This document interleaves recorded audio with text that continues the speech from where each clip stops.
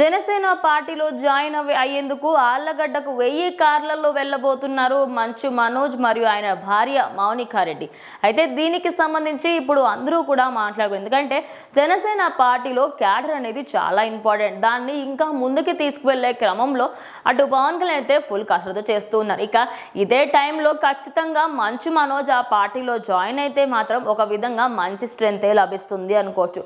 గత కొద్ది రోజులుగా మంచు ఫ్యామిలీకి సంబంధించి ఆయనకి ఫుల్ థ్రెట్ ఉందని, నా భార్య పిల్లలకి ఖచ్చితంగా ప్రాబ్లం వస్తుందని, వీళ్ళందరికీ సంబంధించి నేను బాధ్యుడినిగా ఉంటానని, మరి సెక్యూరిటీ గురించి ఏపీ డిప్యూటీ సీఎంని, అదేవిధంగా సీఎంని మరియు తెలంగాణ రాష్ట్రానికి సంబంధించిన సీఎంని కూడా ఆయన అయితే ట్విట్టర్లో ట్వీట్ చేయడం జరిగింది.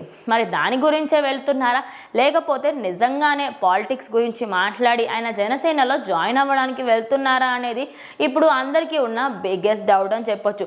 సో ఇప్పటికీ మాత్రం ఎలాంటి అధికారిక ప్రకటన అయితే బయటకు రాలేదు. కానీ ఆయన మాత్రం ఆంధ్రాకి వెళ్తున్నట్టుగా తెలుస్తోంది. అది కూడా చాలా మంది కార్లలో వెళ్తున్నట్టుగా కూడా తెలుస్తోంది. అయితే ఇంత భారీగా ఎత్తున ఆయన అక్కడికి వెళ్ళడానికి గల కారణం ఏంటి?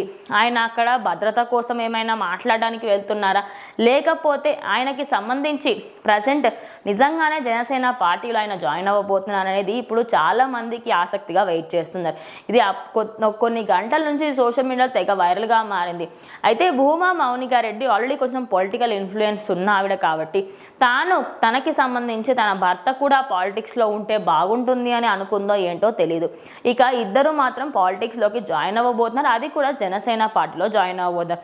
మరి మంచు మనోజ్కి సంబంధించి సినిమాలు అయితే ఈ మధ్య కాలంలో ఏవీ లేవు. మరి ఆయన పాలిటిక్స్లో ఆయన ముందు ఆయన ఖచ్చితంగా ఆయనకంటూ ఒక గుర్తింపు లభిస్తుందని ఆయన ఫ్యాన్స్ అయితే కోరుకుంటారు. సో మరి చూద్దాం నిజంగానే జనసేనలో జాయిన్ అవ్వబోతున్నారా లేదా అనేది.